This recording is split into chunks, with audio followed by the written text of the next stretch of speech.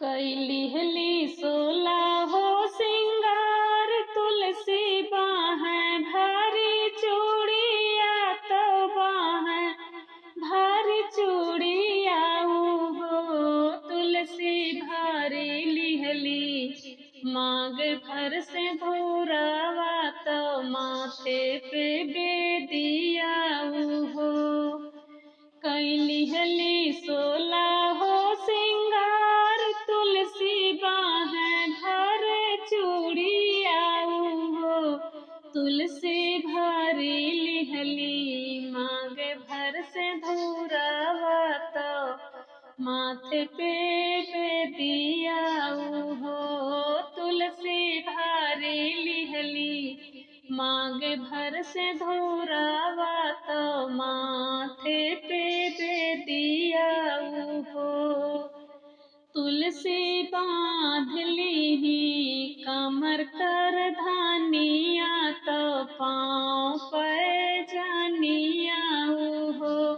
तुलसी बांध लीही कमर कर धानिया तो पाँव पे जानिया हो। ओढ़ी लीही लाल की चुनरिया तो सिर पे गागरिया हो। तुलसी चाली दीही पानिया भरन के यमुना जी के तीरावा हो। ओढ़ली ही लाल की चुनरिया तो सिर पे गागरिया हो। तुलसी चाली दीही पानिया भरन के यमुना जी के तीरावा हो। तुलसी चाली दीही पानिया भरन के यमुना जी के तीरावा हो। रहिया में मिली गाई रोका मिलता तुलसी से पूछ लागी हो। रहिया में मिली गाई रोका मिलता तुलसी से पूछ लागी हो। तुलसी कहाँ पायू बाह भर चूड़िया तो मांग भर से धोरावा हो।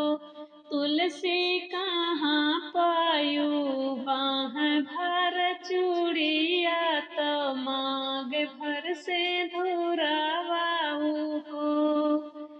तुलसी कहाँ पायू माथे के बेदियावा तो गोड़े के बिछुआवा हो।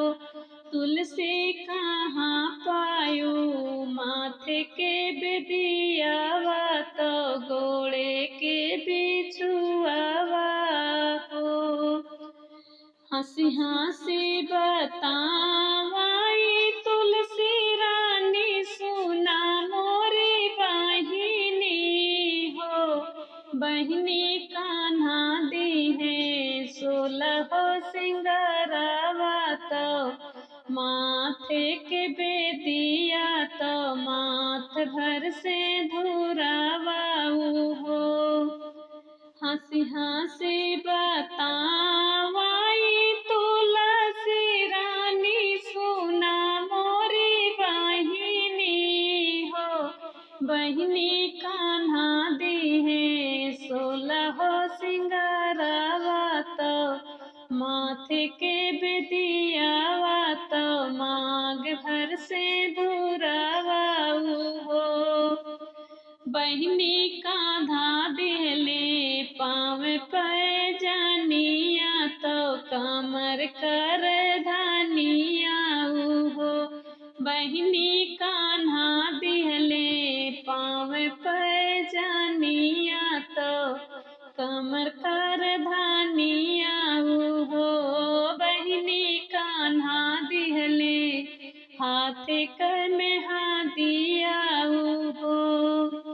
इतनी बचन सुनी रोका मिल भी रहा है बोलिया बोलाई हो।